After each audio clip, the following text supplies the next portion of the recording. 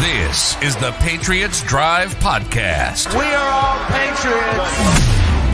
Where we discuss, analyze, and answer questions to all things happening in the NFL and with our New England Patriots. Now, here's your host, Cole Kelly. Let's go!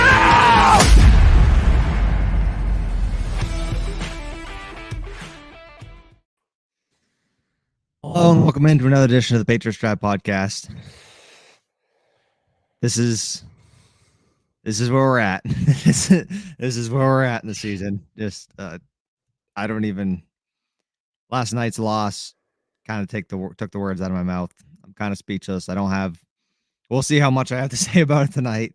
I think the anger has started to fade away with the Patriots' playoff chances, and it's just kind of just numb emotion at this point where. A lot of frustration.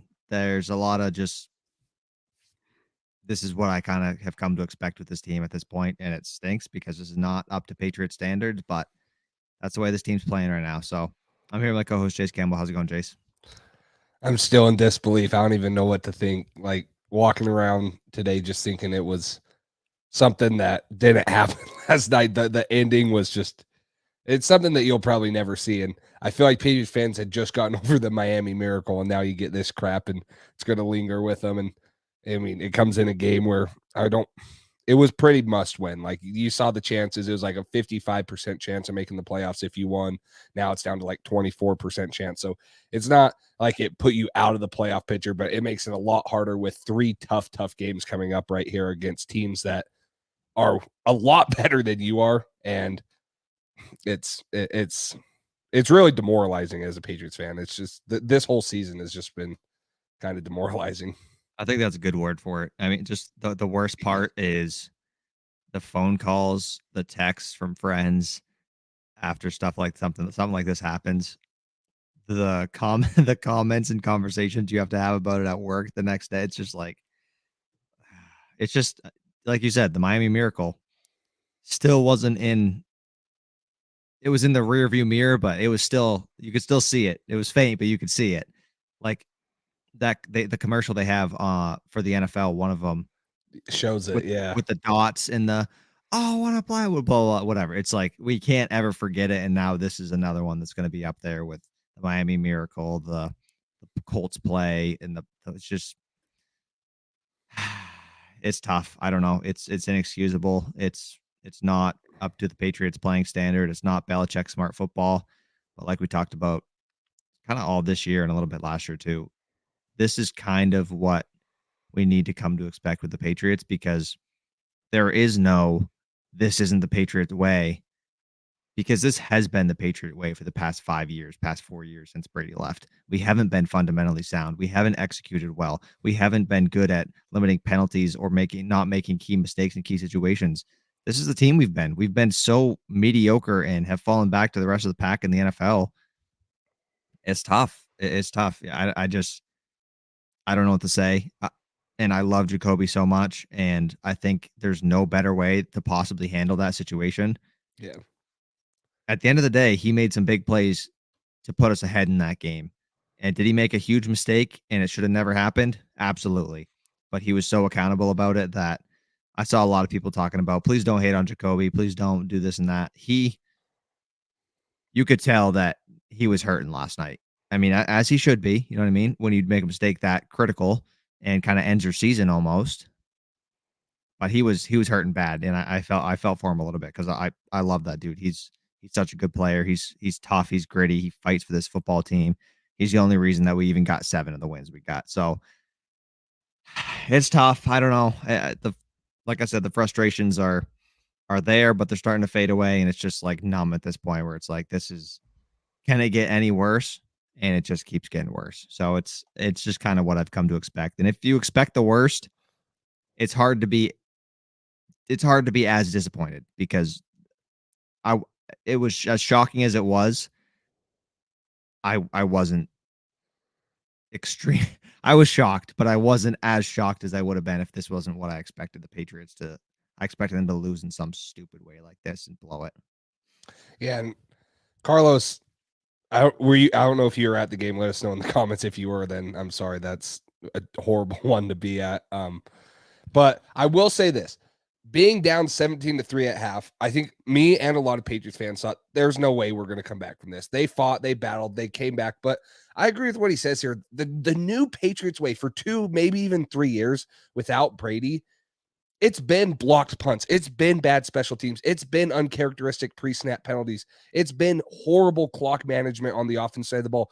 The Patriots have 2 touchdowns on the drive where they get inside the 5, first and goal from the 5. And you saw the stat, they popped it up. The Raiders are 14 for 14 allowing touchdowns within the 5, the last like 14 attempts or whatever, and the Patriots score to Jacoby Myers, they scored to him. They called timeout before, and I don't know why they called timeout. If they knew that that's the route Myers was going to run, the cornerback's playing inside leverage. Like, they had that route all day. So if that's the one they wanted, I don't know why they called a timeout.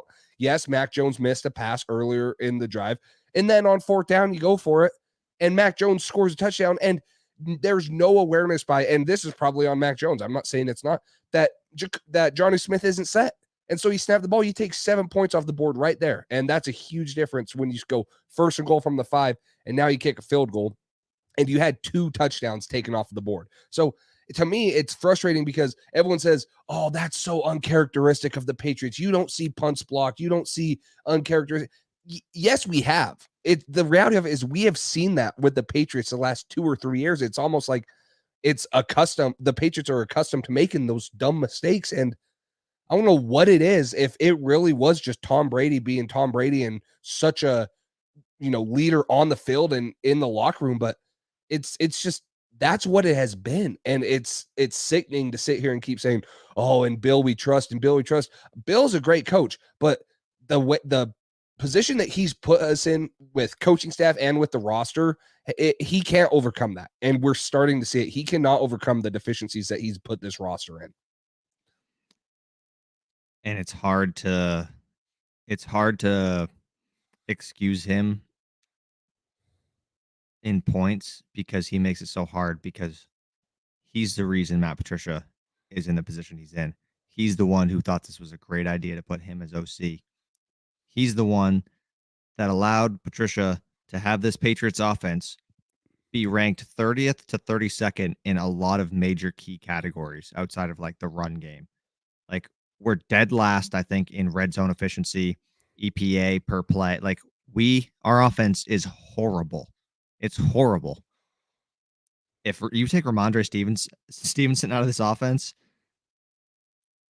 I don't know. Our defense has been outscoring our offense, on a semi-regular basis, which is absurd. Like, I feel like I expect a defensive touchdown before an offensive touchdown, and that is fucking ridiculous. Absolutely ridiculous. So I don't know. I just can't understand, and we've touched on this a lot. I don't want to repeat myself, but I just can't understand how Belichick thought this was going to be a good idea. And I don't know why we are absolutely ruining our, second-year quarterback who has a lot of talent. When you give him a pocket and you give him a play that's not 3 guys running to the same spot in the same route and all confusion and bullshit, he picks apart a defense and makes some good throws. Did he miss some throws last night? Absolutely. He did not have his best game last night.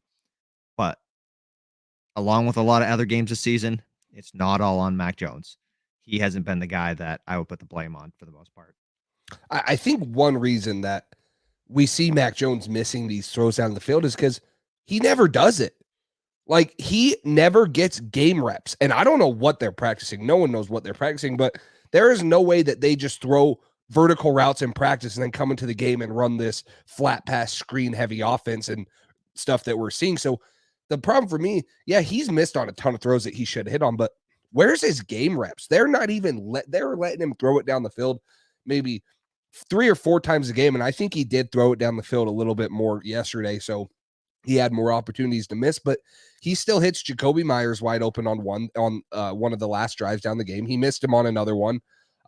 But there is no game repetition for him making these throws, and it's totally different in a game. So has he lost his touch a little? Maybe, but call it in the games and see what he can do. It's so frustrating that we're not seeing any of this, offense expand. It's just been the same boring blah stuff that's done nothing and gotten you to the 32nd ranked defense or offense for the last 5 and 6 weeks. So it's frustrating. And I think we should kind of talk on this. I think a lot of people are asking. Red Patriot says, all I can say is what the F kind of play was that. And it's interesting because it was a draw play. That's what and that's what I was going to say is a lot of the coaching staff and everyone said like there was no intention for it to be a lateral. Now, Ramondre started it. Jacoby then was like, oh, maybe we're going to do this. Matter of the fact, like you mentioned, love Jacoby. You just cannot throw it back like that to your quarterback when he's not expecting it. It was not a part of the play call, and you're tied, and your coach is telling you to play for overtime. Now, I know people are saying, oh, Matt Patricia was clapping on the sideline. When I coach and when a lot of other people coach, when they're mad, they do weird stuff with their hands. Maybe that's just him expressing, clapping, go down, get down. I don't know. I personally don't think that Matt Patricia is sitting on the sideline clapping, telling Jacoby Myers to throw it back. So whoever's fault it was. Would you be shocked? All right, here's what we're going to do, guys. Game on the line. Let's drop a play for Mac Jones to catch a lateral of 20 yards and try to house it for 60 yards for a touchdown. Break. I mean, I wouldn't be surprised, but I don't think that I think the clapping thing on the sidelines being blown out of proportion. Jacoby Myers took all the blame, and he was. It takes a lot of dignity and humility to stand up there and do that in front of the reporters, and you could tell he was frustrated. A lot of people would have been frustrated in that situation. So the hate towards Jacoby blows my mind because without him and without Ramondre, this team would probably be like 2-14 right now. Like this offense would be astronomically bad if they didn't have those two guys. And it still is, super bad, but those are our two guys that lead the team in receiving and rushing. And without them, people are like, oh, don't re-sign Jacoby Myers for that. Like, Jacoby Myers, if anything, what I've learned about him this season is he is good enough to be a 2 or a 3 on a team. We'd still need a number 1 receiver, but Jacoby Myers is good enough to be our second or third option on this team. And he's so reliable. And, we should not let one really dumb play that, is going to linger with us for a while, define how Patriots fans think of him. Absolutely. Yeah, no, I couldn't agree more. If Jacoby is our 3, then we're doing much better at the receiver position. Like I would love that, but realistically, my concern is he's going to be our 1, and I don't know. I don't see how we get a receiver. Unless we trade for DeAndre Hopkins, which that would be great, but whatever. I don't know. It's frustrating. It doesn't make sense. I do have a question for you. What do you think? I know I'm putting you on the spot a little bit, but what do you think our record would be if McDaniels was our coordinator, our OC this year? That's a dang good question. I think we'd have 2 more wins. I think right now we'd be I think we'd be sitting at 9-5. That's what I was going to say. And I don't know what 2 games, but there are so many games that you can think of where the defense was so dang good and the offense just couldn't pull their weight. But what was the problem with the offense?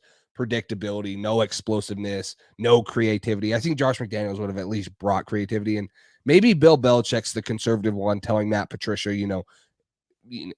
maybe he's realizing that he was such a bad hire and now he's like, hey, just don't do anything to screw this up. But that's the problem.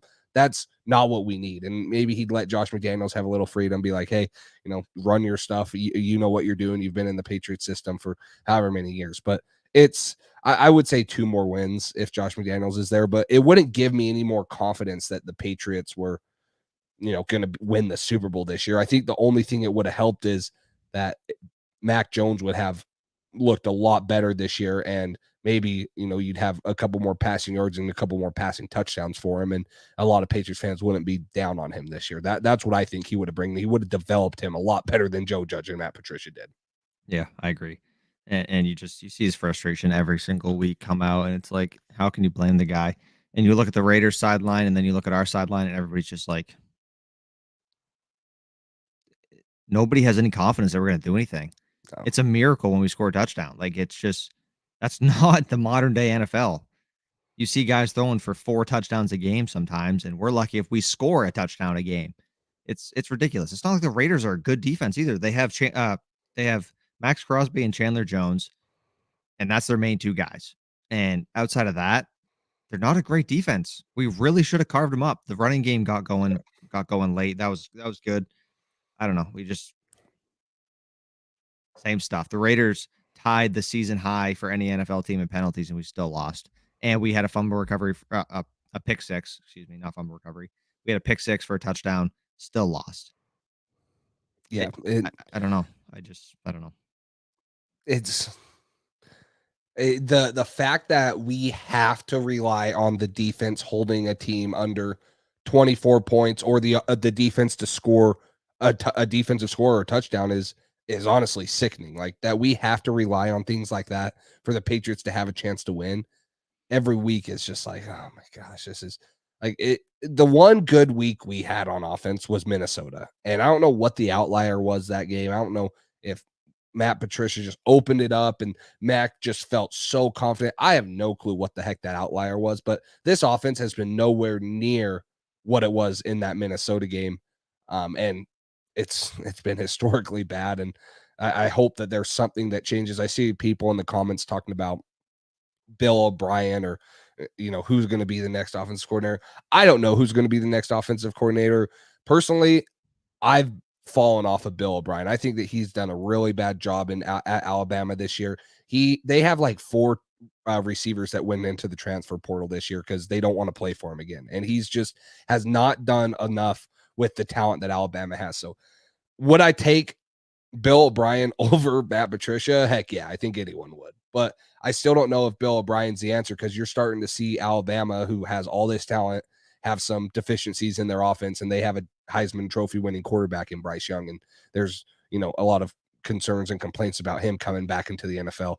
So I don't know who they're going to go out and get. If it's Bill Belichick hiring, he's probably just going to go hire another buddy of his. That's what gives me no confidence is he likes to get guys that don't want to say no to him and don't want to do their own way. He wants them just to come in and say, yeah, okay, I'll do whatever you want. Yes, sir. Yes, sir. I'll bow down to you and we'll just do it your way. And I don't think that that's the way that the Patriots can, keep going. Maybe I'm overreacting here, but as good as Belichick is as a coach, we know his struggles as a general manager. We know his struggles as a decision maker recently.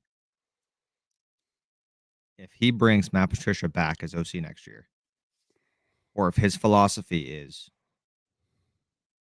I'd rather have friends in the building who are going to listen to me over good minds who are going to help us win football games, I don't want him to be coaching this team anymore. I just don't. If you're not doing what's in the best interest of the football team, what are you doing here? I understand he's earned every right to have the long leash he's had, but at this point, this is 3-4 years in a row now where we're not trending upwards at all. We're staying stationary, if not going down. And a lot of that is based on stupid fucking decisions that he made to put people in positions of high importance that have a lot to do with us winning or losing football games. So as much as I love Bill, I'm getting real fed up and frustrated. I don't want to be that guy that's like, oh, fire Bill, because the grass is not always greener. And especially when it's Bill Belichick, I'm pretty damn sure it's not going to be greener. But at the end of the day, if all he cares about is having his buddies around, what I want is him to not care about that. I want him to bring in coaches and win football games and pass Don Shula and bring us to another Super Bowl. That's what I want. My concern is that his priorities as he ages are starting to shift out of I'll deal with a bunch of crap and listen to this and that. No, I want to have friends in the office. I want to be working with Matt Patricia and Joe Judge and do this. Like it doesn't make sense. So there need to be major changes as far as the coaching staff goes. Belichick needs to realize that, okay, this clearly isn't working. We need to do something drastic to change this football team. They need to make some moves. They need to hire a new OC and get this team turned around because this is not acceptable for the Patriots. Like, this is not their standard. This is not what Robert Kraft invests all this money in every single year. And at the end of the day, Kraft is going to get fed up as well. And he's going to demand change. And if change doesn't happen, he's going to be gone. I think at some point, and we've heard the frustrations of Robert Kraft, like he does not like how we haven't won a playoff game in 3 years and the way that this team has been. So At one point, does he put the hammer down and say, this is my team and we're going to do something differently? Because I agree with you. I think that if Bill Belichick is just a coach, he's great, but he has derailed this team so badly, building it from the draft. And the last couple drafts have been decent. We still don't know about this class. It looks like we have some good players and some that are kind of falling off as of late. But he found Ramondre Stevenson. He found Kyle Duggar. Like You better not be talking about who I think you're talking about. Who? Go ahead. Well, who are you talking about? Marcus Jones. Oh, no, that's not who I'm talking about. Trust me. I was just talking in general. Cole Strange started off strong. We still really haven't seen Tyquan Thornton. And obviously, he had the N'Keal Harris, the Jawan Williams, Cyrus Jones, guys like that. Like, he's had his hits, he's had his misses. But Matt, is it Matt Groh? I always forget how to say his name. Matt Groh. He's proven that he can find talent too. Let him be the GM, and you don't have to worry about any of that. Let Kraft or someone else do the hiring, and obviously you can have a say in it. But I think Bill has too many hands and hats in the ring where he's, he has his GM hat on, and then he has his coach's hat on, and then he has he tries to be the owner, and he has too many hats on in this organization, and it's a conflict of interest. He's not building it right. I don't know what it is, but this team has been so badly constructed and badly managed the last 2 years, outside of the one offseason when we went and got Judon and spent a little money, and still some of those contracts right now are not looking very good.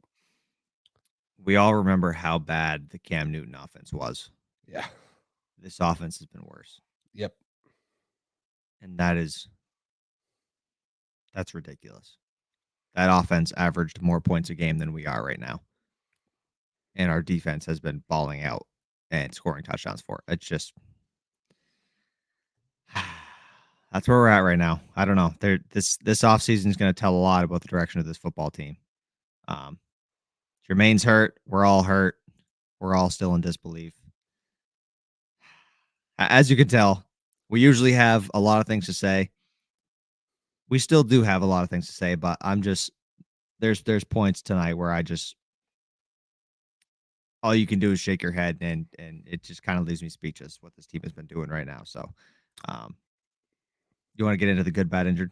Yeah. One more thing. Let's answer C-Fly right here. He says the goal line screw-ups are inexcusable. They really have been all year. I mean, there's been so many of them that you can point out, multiple false starts and holdings, calling touchdowns, timeouts. But who do you blame them on? And just a quick stat for those of you that don't know, New England has a 37.8% touchdown in the red zone percentage. That is horrible. That's worse than the NFL. The next worst team is Indianapolis at 45%. So you're 7%, almost 8% under the whole other NFL. It's astronomically bad. Like when the team that we coach on in the FCS, we shoot as an offense 60% touchdowns in the red zone. As a defense, you want to hold them to 45% touchdowns in the red zone. So if you're looking at it as a defensive standpoint and you're going against New England's, obviously like this should be easy. And then if you're almost 25% under your goal as what we say offenses should be, it's I don't know whose fault it is to blame on. I can look at they're not using Hunter Henry like they did last year. There's dumb pre-snap penalties and there's indecisiveness in the play calling. And I don't know. I mean, Devontae Parker has not shown up in the red zone like we thought he would either.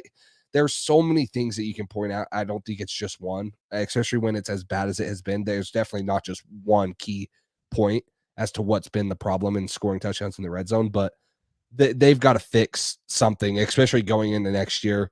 And me and Cole talked about this on air. It's like, at this point, if the Patriots were to lose the next three, it probably just means a better pick for us, and we're not going to win a Super Bowl. Hell, even if we make the playoffs, we're probably not going to win a playoff game. We're going to get ran out like we did last year. But the thing is we would like to see some improvement from this offense so we have something to hang our hats on this year, but I don't know if that's going to come.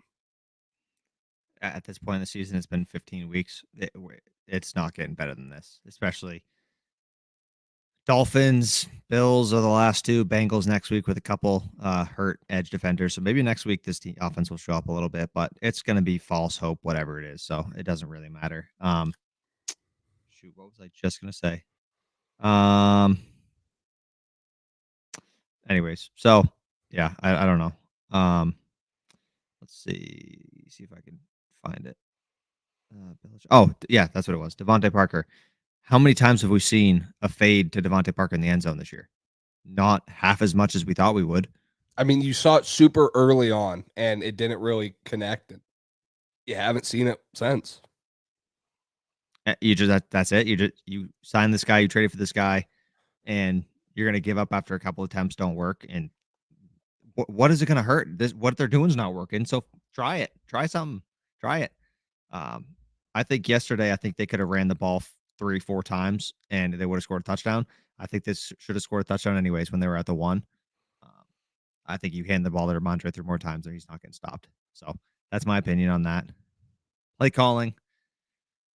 I think play calling has a lot to do with it. Execution has a lot to do with it too. But I just think play calling, they're so predictable. When teams know what you're doing, it's so easy for them to stop you. I don't know. It's tough. They've been just so bad. I don't even know what else to say at this point.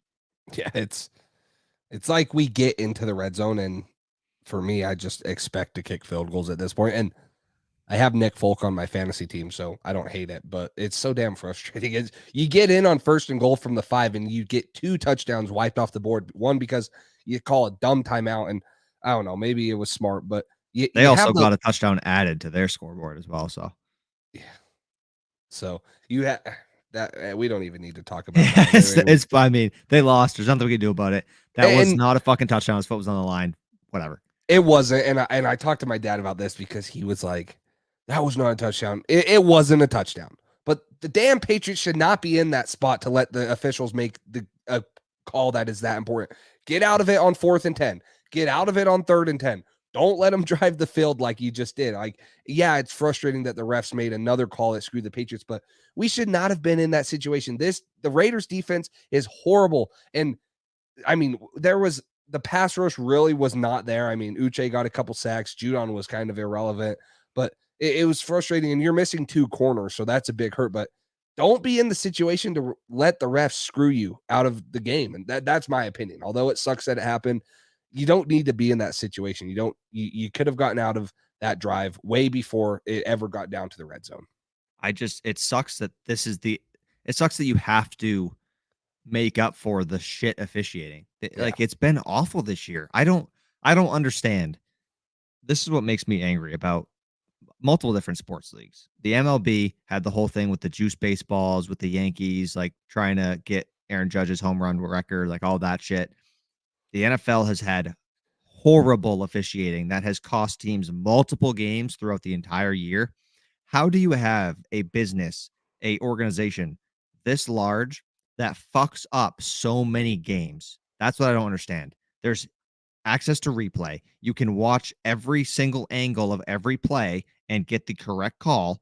Yet they blow so many calls every game that changes the outcome of football games. That's where it goes above and beyond. I don't expect the officials to be perfect. I know they have a hard job to do. But when you have the tools to help you out with that difficult job, use them. And when you use them, get the fucking call right. Because when the games start changing, and the outcomes of games start changing based off the officiating, that is bullshit. And that's where the NFL games get tough to watch and people start talking about them being rigged and this and that. When you see things go on, like what's happened to the Patriots against the Vikings and against the Raiders here, and when you see what happened last night with the Washington Commanders game and the Giants game, I'm sure Fogg was absolutely livid about that. That is what comes to people's mind. Terry McLaurin points to the side judge, says, "Am I good?" He says, "Move up." He moves up. "Am I good?" "Yep, I'm good." Okay, snaps the ball, flag. You weren't in your. What do you mean? You just told me I was good. Like, it's bullshit, and it's. I don't know. And yeah, this was ridiculous too. This brand new stadium doesn't have good enough camera angles to show this. The angle is good enough. You saw his toes on the line. It is what it is. We can't change anything about it now. It's really frustrating seeing officials look at this call for 10 fucking minutes and get it wrong, like Jermaine says here. It's inexcusable. You know what the right call is. Make it. Yeah, it was frustrating. We can talk about the refs all day. I mean, you've talked about how bad they've been in all NFL games, and it seems like this year it's been worse than what it has ever been. So let's get into the good, bad, and the injured. Before we get into that, let's run an ad from Underdog. Make sure if you guys have not signed up for Underdog, you use code PATCHDRIVE. and pay attention to this ad so you can get your first deposit up to $100 matched. Real quick, guys, we'd like to thank today's sponsor, Underdog Fantasy. With Underdog's NFL Pick'em, they make it super easy to win big on any given night. They have individual player props or daily fantasy and are legal in 41 of the 50 states. Right now, they are doubling your first deposit up to $100 when you use code PATSDRIVE or use the link in the description. All you have to do is select higher or lower and submit your wager for as low as $1 to win anywhere from 3 times to 20 times your money. You can also compete against thousands in Underdog Fantasy's daily fantasy tournaments ranging anywhere from football to baseball to basketball. Whatever sport it is, there's a tournament for you. Now with Underdog's Pick'em Insurance, you can still win money even if one of your picks does not hit. So head over to UnderdogFantasy.com or download the Underdog app. Make sure to use code PATCHDRIVE or use the link in our description to get started today.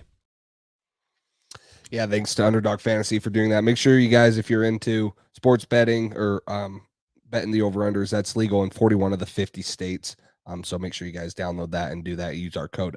Also, if you guys haven't already, we are giving away a signed Jack Jones photo for Christmas. You guys can see it on the screen right here. It's of his first interception first pick six off of Aaron Rodgers a couple weeks ago. So if you guys haven't done that, all you have to do, subscribe to the channel. Hopefully everyone that is on this or listening to this right now is already subscribed. And then we just need you to comment done on any one of our videos and tag your Instagram handle so we can DM you once we draw a winner. Again, we're going to draw that probably on our post-game show after this week's game against the Bengals, whenever that is, whether it's Saturday night after the game or it is Monday just because of Christmas. So make sure you guys do those steps and you guys will be entered in to win a signed Jack Jones photo. Here we go. Into it. You want to go first? You want me to? I'll go first. It's the glaring one, Ramondre Stevenson. I think all of us would have had him. 172 rushing yards.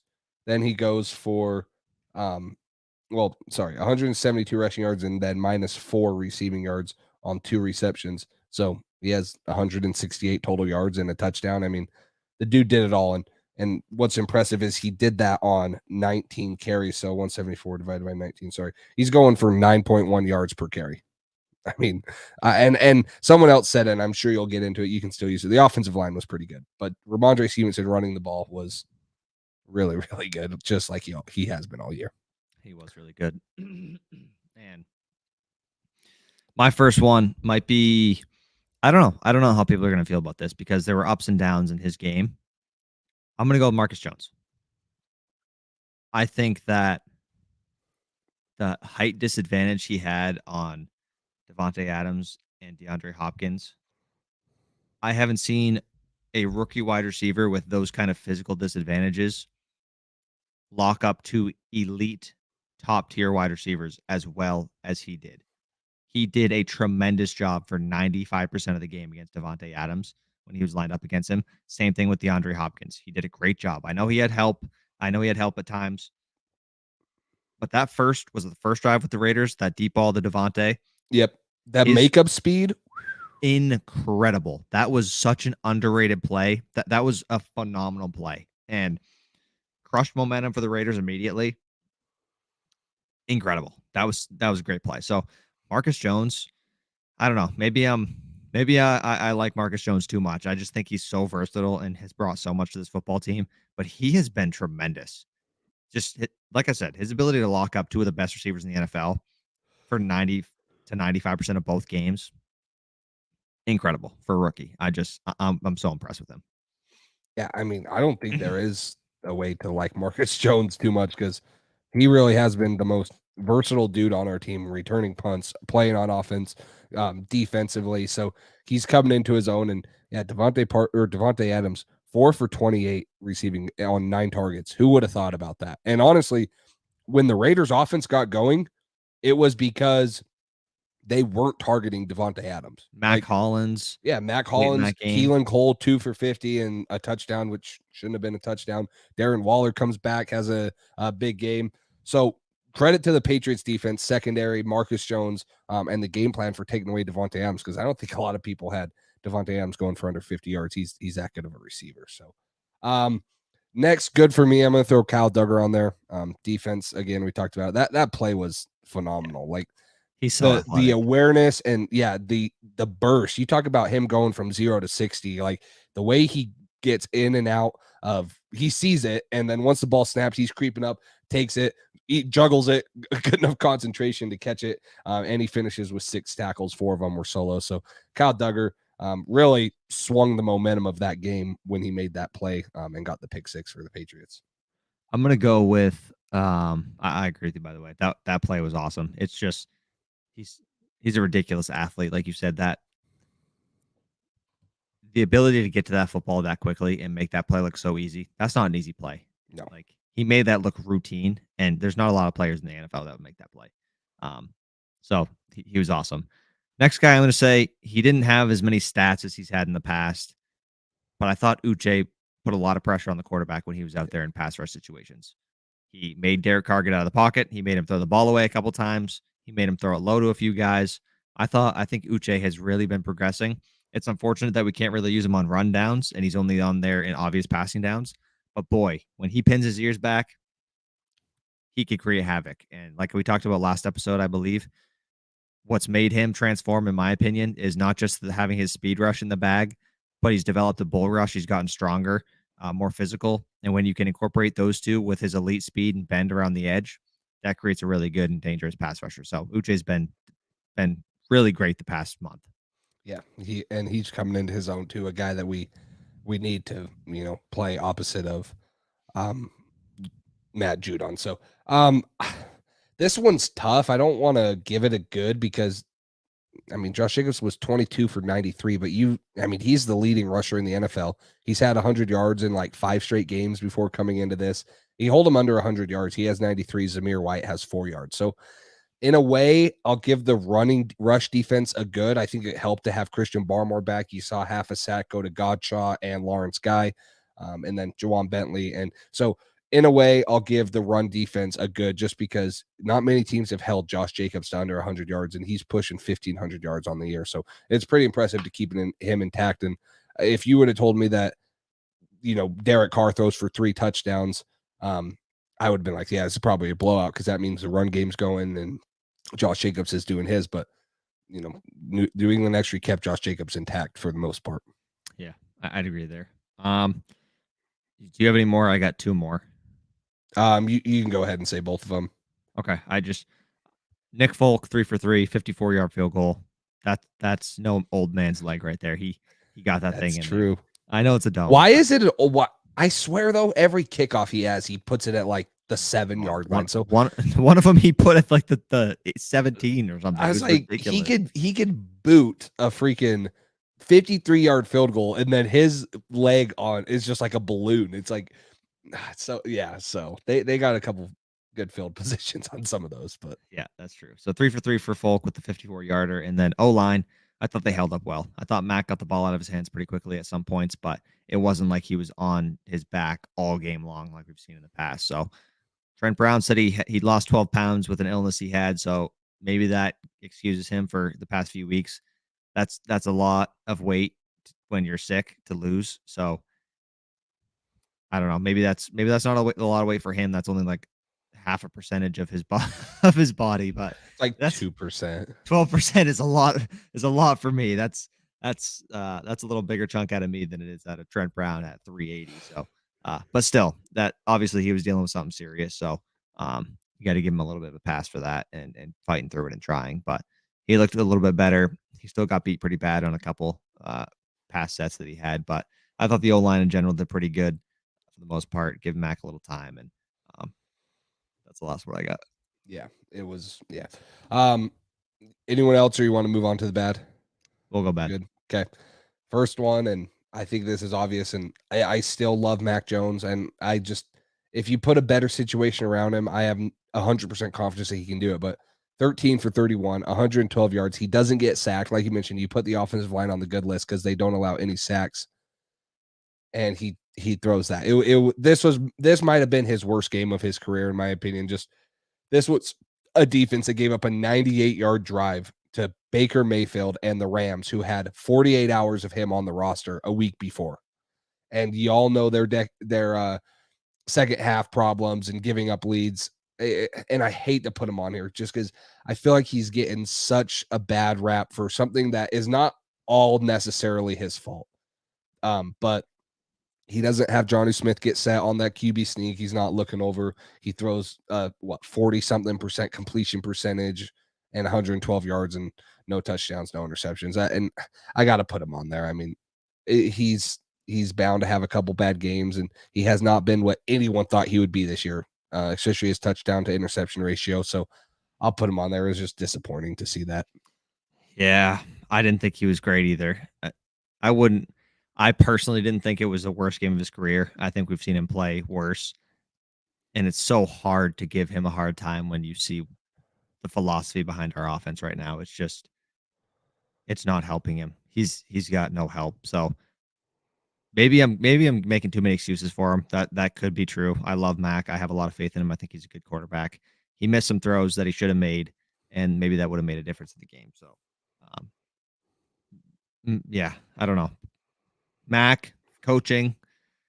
I don't know which one deserves more of the blame there for our offense this past week, because it's been that way every week, even when Mac plays good. So, it's frustrating to before you get into your next bad, because you have seen Mac visibly frustrated emotionally, physically for 3 weeks now. And I take a toll on you. I got to believe that it takes a toll on him, and that mentally his head is, doubting some things. And I guarantee you he does not have the amount of confidence in himself and in the coaching staff as he would like to have. And I think Mac's a pretty confident dude, but he has not had that confidence and that swagger that we've seen him had. And I think the frustration really is getting to him, both in his play and in the coaching staff problems that they've had. So I think that it sucks to see him continue to get frustrated. I wish that he wasn't like that, and there were things not bugging him, but he's trying to be a leader. He's trying to, show his frustration and show the teammates and the coaches that he cares and he wants to win. And I think it really is taking a toll on him mentally and physically, and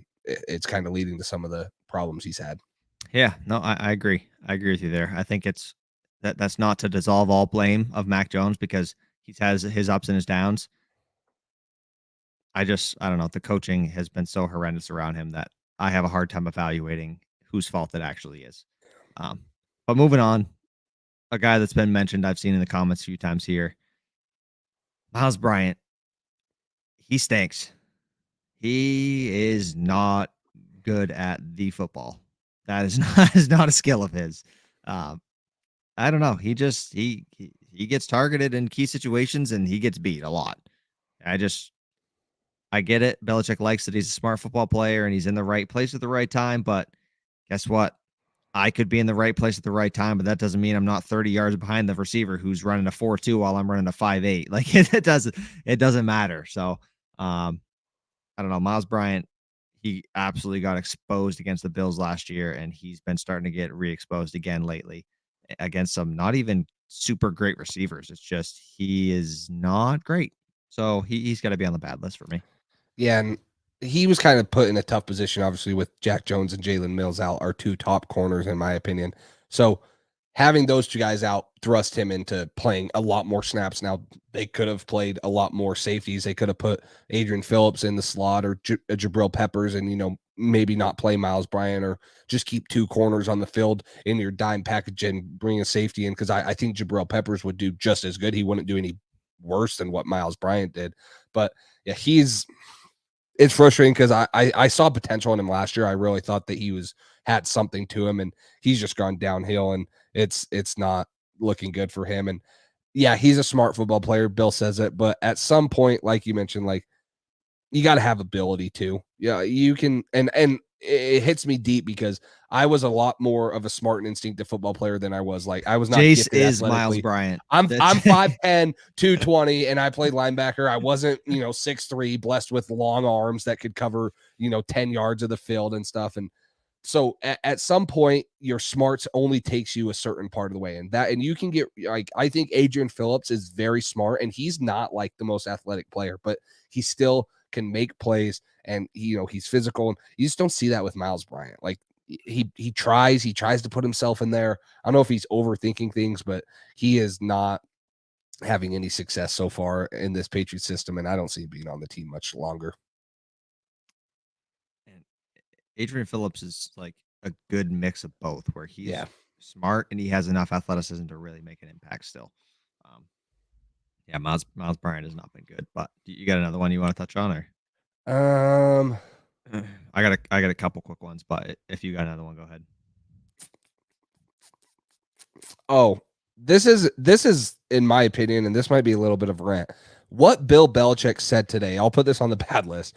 He said last night, how Mac Jones cannot throw that far. That is bullcrap. Go watch him heaving deep balls to John Mechie and Jamison Williams. Or yeah, sorry, it was Jalen Waddle. Go watch him heave deep balls to them. He's throwing it 50, 55 yards in the air, and he's not even stepping into it. That was the biggest cop-out bullcrap, and I get it. He's trying to protect them and say, that we just wanted them to go down. No, that's bullcrap. Mac Jones could have thrown the ball that far. I don't care even if he would have thrown it 5 yards short and it lands incomplete or they intercept it. We would have had a lot better chance of tackling them from the 5-yard line than throwing it back to Mac at the 40 and letting Chandler Jones, a 6'5" dude, go one-on-one with our second-year quarterback. Like that, I felt like that was such a cop-out, and I hated how he said that. That's Mac Jones can 100% throw it that far. You just have not let him throw it that far. Did you see Mac, his interview this morning? I didn't. On actually, I saw it came across, but I didn't listen to it. He was asked if he could throw it that far. He said, Belichick said, the reason you didn't throw a Hail Mary was because you couldn't throw it that far. Do you agree with that? He's like, no, I can throw it that far. They were like, do you know how far you can throw it? And he's like, yeah, I got a number. And they asked him, and he wouldn't answer. Like, he's not going to say it, but they were like, over under 60. And then, so I don't know. They asked him if he played the crossbar challenge where you throw something and hit the crossbar. They asked him what the furthest he's done. He said he wasn't sure, but they said probably like 60. He's like, yeah, that's probably about right. So if he can throw it and hit a crossbar from 60 yards away, I'm pretty sure he can fucking throw it 50 yards and or more, like getting a running start. So yeah, that was bull crap. That was ridiculous. I don't know. Whatever. It is what it is. We lost. Whatever. So, to wrap up the bad, I'm gonna go third down efficiency for us. We were 2 for 13 on third down. That is fucking ridiculous. That is horrible. That's what this offense is right now. 112 passing yards is pretty bad too. And then Cam Accord has not been doing great as our special teams guy. Just the amount of block punts we've had have been ridiculous since he's been around in the past few seasons. It's been a lot more than we've had in the past, and that goes to coaching as a whole. We've made a lot of mistakes in general, but I don't know. I'm not sure what the deal is, but block punts for touchdowns and block punts in general should not happen as often as they have for us. So I'm going to give that up to coaching and execution as well, but he's got to be on there. Well, and the frustrating part about that is they're not even set. Like, I don't know what they're doing. They're counting and they're saying who they're going to block. I don't know if that's on Cardona or if that's on Pilardi who snapped it, or, if there's just miscommunication, but I don't know what they're doing, why that ball was snapped when it was, because that's the most dangerous guy that you can leave unblocked. And I think how they were trying to block it is that they were going to get the shield guy out to him. So I forget who it is, but the guy that was, 7 yards back, and he's the one pointing pre-snap. That's who I think was supposed to get to him, but he is not even ready to go block anyone because he's up there pointing out, making the check, depending on how many guys they get in, the A gap, or if they're showing a rush look, they might change up their blocking scheme. So I don't know where the miscommunication came on that, and I don't know what they're teaching and stuff, but that was such a frustrating play because that was another huge momentum swing right there where you're looking to go into the halftime and now they block the punt and, they go in and yes, they score before halftime. You're like, what in the hell is going on? So that was so frustrating. Yeah, it was just a tough game. That's about all I got for the good and bad. And I don't know about injured. I know David Andrews went down, but it looked like he came back in maybe. Outside of that, we had guys miss the game, but we knew they were going to miss anyways. That wasn't like a in-game thing. So, you have anybody else on the bad or the injured? I can't think of anyone that went down on the injured list. Just Damien Harris still doesn't play. You get Christian Barmore back, which was great. Devontae Parker was out. So you hope to get some of these guys back for the game against Cincinnati, but we'll probably have more information on that in the pregame show that we're going to do, hopefully on Thursday or Wednesday or Thursday or something. One last thing I want to throw in was the rookie running backs have shown some really good flashes. Yes, I they feel have. good. I feel good about the future at that position. I do. Damian Harris is going to be gone. There's no way he's coming back. You got Kevin Harris, Pierre Strong, and Ramondre. If they can get Montgomery back healthy as a pass catcher, we're looking good as far as that goes. So Hunter Henry did get poked in the eye. I forgot about that. Yeah. Sorry. No, I was just going to throw that one up too. That's a good one. And they said it was pretty swollen on the sideline. He was icing it, but he did come back in and played, most of the game with it. But I mean, getting poked in the eye, especially when you're playing football, like it's not just like a little eye poke. Like I'm sure that thing went deep and that thing's probably sore. I mean, I wouldn't want to see it today because I'm sure it looks really bad, but I'm sure that he'll be, having problems with that. And you saw him put a visor on, so maybe he'll play with a visor. He'll have to play with goggles or something. But yeah, that seemed painful. Swimming goggles. Yeah, hopefully big old goggles. Just covers his eyes and makes him look good. So, but I was going to bring up one other thing, and now I totally forgot because I got talking about the goggles. Maybe it was in the chat, but anyways, let me say one thing. Maybe. Go ahead. Yeah. Just they're talking about Jacoby. Yeah. I was going to comment on this too.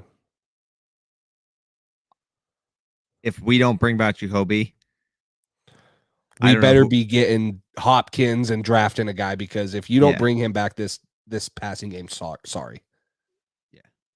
Yeah. Go ahead and say it. That's just my thought. Like, if you guys don't want Jacoby Myers back, give me a realistic 2 or 3 guys that we can go out and get that will play better than him, and then I'll be on board. Like, if you're going to go get a legitimate wide receiver one, you're going to go trade for DeAndre Hopkins, or you're going to go draft a guy early, 100% down. But Jacoby Myers ain't the problem. It's going to be, you can't re-sign Nelson Aguilar. I mean, maybe Devontae Parker's off the team. Kendrick Bourne is just still in the doghouse and hasn't played. I'd rather see him gone than Jacoby Myers, just because we haven't seen him play for a year. So I don't know. So Jermaine. Jace with the tough choice of words there. I probably should have thought that one through before it came out. But I'm like a fire hydrant. Whatever's coming is, I'm just spitting out. So now everything I'm going to say sexual. Really? Come on. Get out of here. This is a family-friendly show. By Jace. We can't be doing this. Boy. So, all right. No, I mean, I agree with you. And it just, you better have a clear wide receiver 1, wide receiver 2 on this roster if you're not bringing back Jacoby Myers, in my opinion. And the tough part is we have, I think, the second highest amount of money allocated to the wide receiver position, and our wide receiver core sucks. And we have the second most in the NFL. How is that possible? Yeah, let's sign a bunch of average-ass receivers, and this will be great, even though we have no difference makers that scares anyone. Awesome. How about we sign a true difference maker at wide receiver who makes everybody better behind him because he has to be double-teamed every game and is an instant threat for any defense? You ever think about that? No, we're going to bargain shop just like Chaim fucking Bloom and the Red Sox. We're going to do that with the Patriots, too, and have a shit-ass receiving core. I can't deal with the fucking Patriots and Red Sox right now. It's going to send me over the edge. Yeah. And Jermaine says he wants him back, but you can't pay him another wide receiver 1 because you still got Thornton. The problem is I have no faith that this offense will use Tyquan Thornton. Like, I'd rather have, if we're going to keep the offense we have and we're going to keep relying on short little throws, I want Jacoby Myers because he's a crisp route runner and he's wiggly. Like, he makes this offense better. He does. And so if you're not going to go out and sign or trade for a wide receiver 1, and I still believe in Tyquan Thornton, I'm not giving up on him, but it's not his ability. It's that we have not seen the Patriots utilize a deep threat receiver. This is what we talked about. And this is why we said we need a scheme changes. Why do we bring in Nelson Aguilar and why are we drafting Tyquan Thornton? We have not used a down the field receiver in years. It is not what the Patriots do with Matt Patricia or with Josh McDaniels. And maybe Josh McDaniels would do it because you see what Devontae Adams is doing for him in Las Vegas, but we need to have guys in here that fit the system. And I think if you don't go out and get a true number 1 wide receiver, Jacoby Myers fits the system better than any receiver. So yeah, I still think they need to draft a young guy, and they probably need to go out and, try to at least trade for some wide receiver that can, fix the offense. But if you're not doing both of those things and they're not top tier receivers, and you don't bring back Jacoby Myers, your receiving core is Tyquan Thornton, who has not proved that much, and we don't know if he's going to get used right. You're going to have Nelson Aguilar probably won't come back. You're going to have Devontae Parker and Kendrick Bourne. And it's not that I don't trust those guys, but that is a lot worse receiving core than what we're dealing with right now. So unless they have a huge scheme or huge plan to replace Jacoby Myers with 2 top tier dudes, I don't see how the Patriots can afford to let him go. I really don't. I agree. He needs to be back along with the number 1 receiver. That's what you need. You can't just have Jacoby. You can't just have a number 1. That would be great, but I don't think we're going to just get a number 1. And the problem is I have no faith in Belichick doing anything different because he's so stuck in his fucking ways that this is going to work, even though it hasn't worked since Brady's been gone. And I probably don't have faith in him. I want him to draft a first-round receiver, but I don't have faith that they're going to hit on this. And I was in a live. No. Hey. We can get Cole Strange in the top 10. Gosh, I mean, and I talked about this, and I was in another live stream last night because we didn't go live, and so I was, I wanted just to vent, and so I went in another Patriots live stream and was typing in, and the thing is I think that our scouting on our podcast, but whatever. I never would. A lot of these guys were still in there. Who was it? I was seeing MA Football Guy and Carlos and some of those guys, so it was actually funny. But what blows my mind is that it's not just how bad we've drafted at certain positions.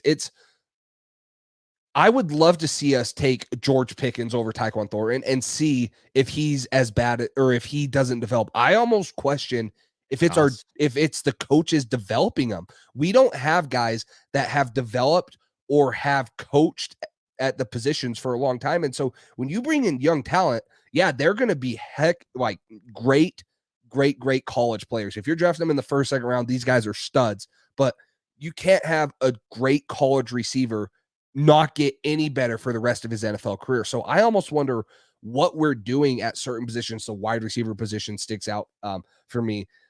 You can look at the quarterback one this year.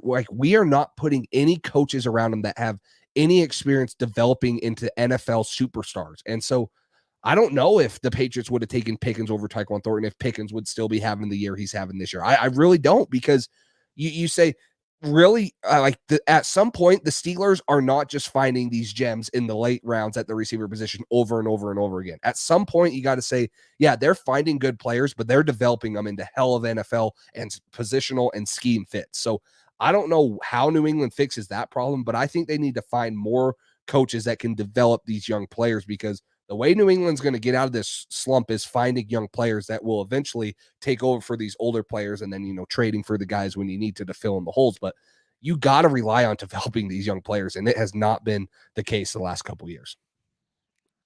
Yeah, we've seen N'Keal Harry pop off when he's been with the Bears. No, but I agree though. Like, at the end of the day, if you put a lot of these talented receivers on the Patriots, I don't think they have the same success. I really don't. I truly think it's the coaching. I think it's a mix of bad drafting, but also just bad coaching and utilization of these players. Jermaine says it here.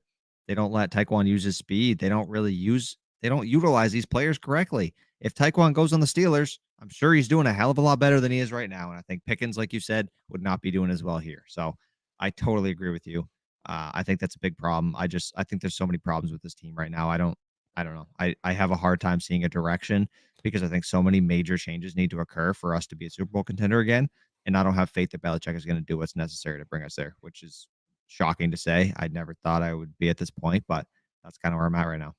Yeah, until we see it, I don't think we'll believe it. It's one of those things, it's been so long since we've seen the Patriots put, draft, gems or something, that we'll see it once we believe it. But we could talk about this stuff forever. We appreciate you guys all being here. Make sure, if you haven't, hit the like, subscribe button. Make sure you share this podcast with a friend. And again, if you have not already entered into our giveaway, we will be giving this away after our game against the Bengals on our post-game show. This is, okay. Full trying to pump us up with some music. So we'll be giving this away. All you have to do is subscribe, comment your Instagram handle on any of our YouTube videos, and you're eligible to win. And the winner will be announced on our next post-game show. So make sure you guys follow us on Instagram, stay up to date, and then turn notifications on so that you can know what is going on. So that you know when we go live with the pregame show. So anything else, Cole? That's all I got. You want a little background music? We need something to pump us up because we just don't have it right now. Yes. Everyone jam out with us for a minute. 7 and 7. Yeah. That's the most fun I've had on a Patriots themed show for a while. So yeah. It's sad days for us. Merry Christmas to us. We're all getting Cole in our stockings because we fucking suck. We're never gonna win again. I hope Matt Patricia gets Cole. Dude deserves Cole. He doesn't deserve anything, actually. I don't want anything to do with Matt Patricia. He probably wants Cole because he's like that. Keep me out of it. I don't want to be involved with this. So no. Yeah. Merry Christmas. Yeah. You bastard. You too, Gabe. We haven't seen Gabe in a while, so it's good to see all you guys. Make sure you guys tune into our pregame show or later in the week, most likely Wednesday or Thursday. Talk about the Bengals game, and then maybe some Christmas festivities or something. I don't know.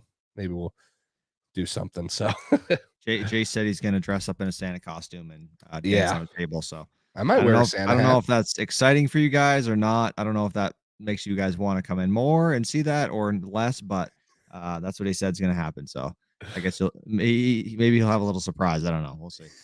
I'm going to have a present for you guys and you won't know what it is. I'm going to open it right on stream. And I will not be there for this show, just to let you guys know. It's just going to be It's a solo show by me. Yeah. After I heard what his plan was, I decided I don't want to be a part of that. So if you guys don't want to show up this weekend, I totally understand. But, yeah. So appreciate all you guys. I guess with our record, we'll probably be getting into some draft talk earlier than normal. So keep an eye out for that. Maybe a clip or something or video. Like Red Patriot says, there's no better time and it's not more applicable than this, but the Patriots are on to Cincinnati and, hopefully they can pull something out of their sock and get a Christmas miracle. We'll say that it'd be a Christmas miracle. I got nothing. All right. I got nothing. Cole's speechless. He's thinking about the Red Sox. You guys got him all raged up. But thank you guys for tuning in. We will end the show here. And we will talk to you guys in our pregame show later this week. Thanks for listening to this edition of the Patriots Drive podcast.